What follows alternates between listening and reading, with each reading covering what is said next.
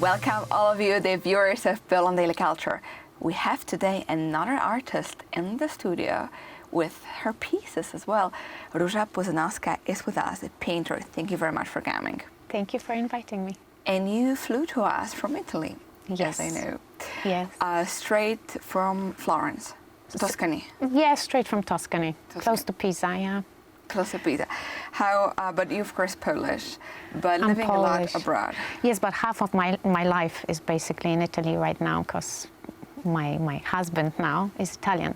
He's an Italian conductor, opera conductor, so I don't really know if we can say that we live in Italy or we live in Poland, because right now we live in the plane. No, it's really true, because between the trips there are like 1 week, 2 weeks, or maybe a month of free time, so you really don't know where you live, since you go somewhere for a month and a half and then you're back home for a week. Okay. It's amazing. This life is amazing, but it has its ups and downs.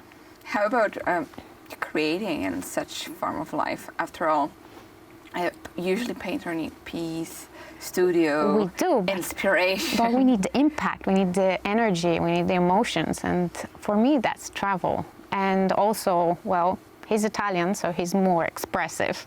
I'm more calm down, I'm more, easy.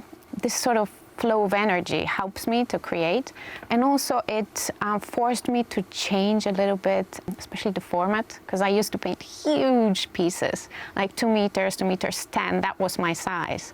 And all of a sudden I had to shrink to fit into the suitcase. Oh wow, that's actually complicated. And that's why you're creating certain boxes. Yes, so I came up with the idea to make paintings that look like a box, but it is actually a normal stretcher, a normal canvas. It is constructed like a normal painting, but the plus is that you can not only hang it, you can also put it on your library, on your nightstand, and at the table. So it can be a form of, all art is decorative on many levels. Yeah. It is there to be beautiful after all, or inspiring. But in this case, even more, because it doesn't need to hang. Yeah. It can be put somewhere. Yeah. And now I also expanded a little bit more the offer to make it even smaller. So I work on 10 by 10 pieces. So that's actually it's like a pocket size. Pocket size. A perfect piece for anyone who, for example, who is not able to buy a huge canvas. Exactly. That's why the idea. Because, I paint in oil. It takes forever to finish one piece. Because I don't paint wet and wet, as we say. I paint a lot of layers, half-transparent layers very often. So it can be between 3 and 30 layers.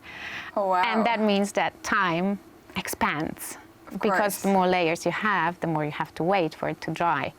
If we go for 1 month and a half somewhere, or even 2 months, I have to stop painting around 2 weeks before we leave to make sure that everything will dry and be able to wrap it back and pack it into the suitcase to bring it home or to bring it to the gallery.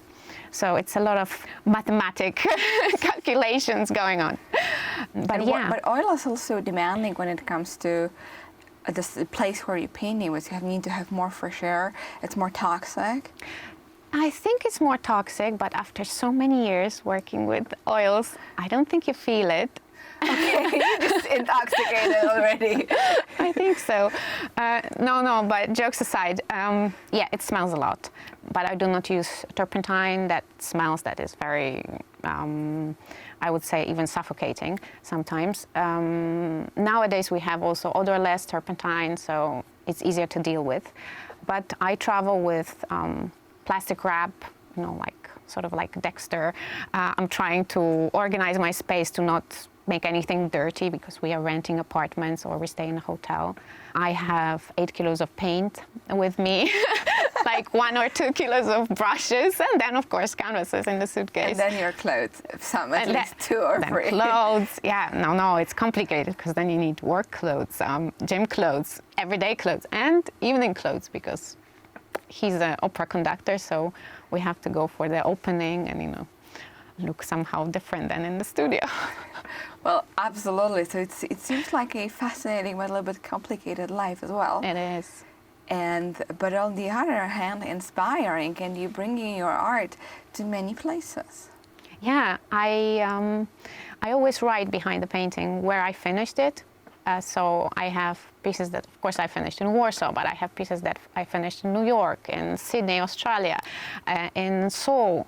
Last time we were in Bilbao, in Spain, in Paris. So it's like every painting is a story by itself, but it also has a story of a travel. I have to also say that my art changed a lot since I met him, and since we are more in more sunny place.